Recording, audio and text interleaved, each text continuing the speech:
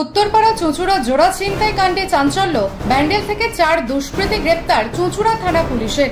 গত 18 জুলাই রাতে হুগলির চুঁচুড়া ও উত্তরপাড়ায় পরপর ছিনতাইয়ের ঘটনায় ব্যাপক উত্তেজনা ছড়ায় জেলা জুড়ে।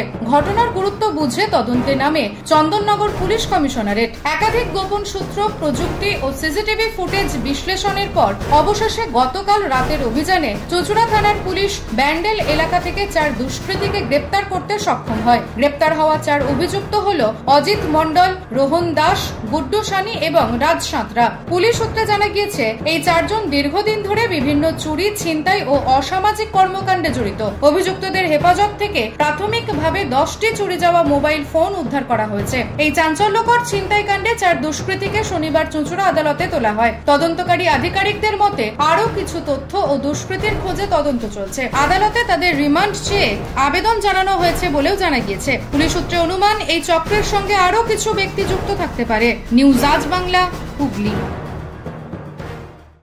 রোগীর সেবায় নিয়োজিত প্রাণ, চিকিৎসায় এবেগুনি একমাত্র নাম। উন্নত চিকিৎসায় আরামবাগে স্বাস্থ্যসাথী মান্যতাপ্রাপ্ত হসপিটাল এমেগনি হসপিটাল। এখানে রয়েছে 24 ঘন্টা চিকিৎসা পরিষেবা, দিবারাত্রি রোগী ভর্তি, উন্নত মানের আইসিসিউ, এইচডিইউ সহ বিভিন্ন জটিল অপারেশনের সুব্যবস্থা। আমাদের ঠিকানা কোট রোড, আরামবাগ, হুগলি। যোগাযোগ 8640955066 অথবা 032112552222। এবেগুনি হসপিটাল, আপনার সুস্থতাই আমাদের সাফল্য।